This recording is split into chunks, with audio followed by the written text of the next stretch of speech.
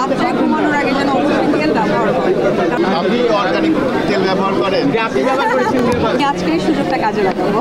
পূজার ব্যস্ততা বলতে গেলে ওরকম দেয়নি। সবচেয়ে ইম্পর্টেন্ট যে মানুষগুলো আমার সাথে ছিলেন, আমার মা বাবা কাকা, তাদেরকে আসলে অনেক মিস করি। গৃহিণী থেকে একজন সফল উদ্যোক্তা হয় তখন তার পিছনে চাবিকাঠি থেকে তার মেয়ে স্বপ্নের পুরুষ।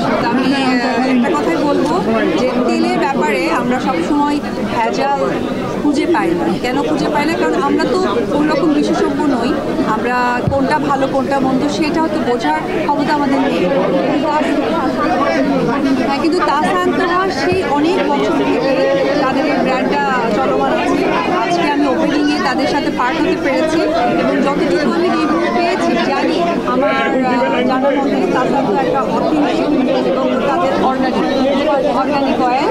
আর তার তাসান তোহা দুটা মেয়েই তার পাশে আছে, তাদের চুল দেখে বুঝতে পারছে মাশাআল্লাহ। তো আমি আজকে তাসান তোহার বসুন্ধরা সিটি এই শপিং শুভ সূচনা ঘোষণা করছি। এই মেয়েদের তো প্রথম উপকরণই তেল থাকে, যেহেতু আমরা সেলিব্রিটি বা আর্টিস্ট, আমাদেরকে প্রচুর হেয়ার স্টাইল করতে হয়। আমাদের এর জন্য প্রথমেই যেটা হয় যে তেল ব্যবহার করতে হয়।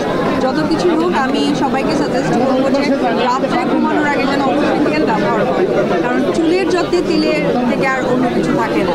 তো তাসান তোয়া থেকে যেন সেই তেলটা পারচেস করে, কারণ আসলে তারা আপনি অর্গানিক তেল ব্যবহার করেন? না, আমি আজকে এই সুযোগটা কাজে লাগাবো। পূজার ব্যস্ততা বলতে গেলে ওরকম দেয়নি।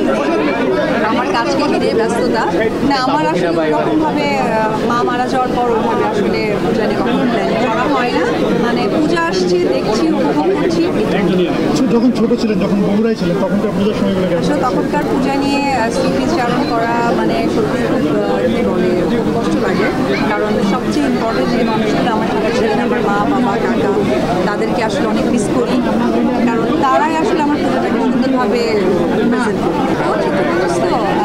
তো ঈদ পূজা স্টার্ট করেছে, আর পুজো যেহেতু অনেক আওয়াজ হয়, মেলা, সে খেলনা কিনতে পারে।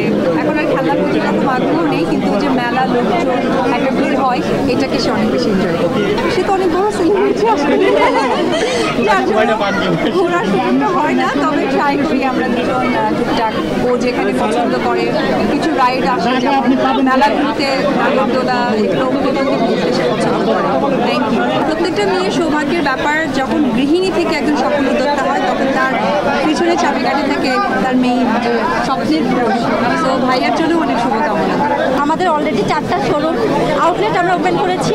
আজ বসুন্ধরাতে আউটলেট ওপেন করেছি, আপু এসেছে এবং আমরা আপনাদের ভালোবাসায় সারা বাংলাদেশে আমরা আরও আউটলেট ওপেন করতে চাই, আপনাদের সেবা দিতে চাই।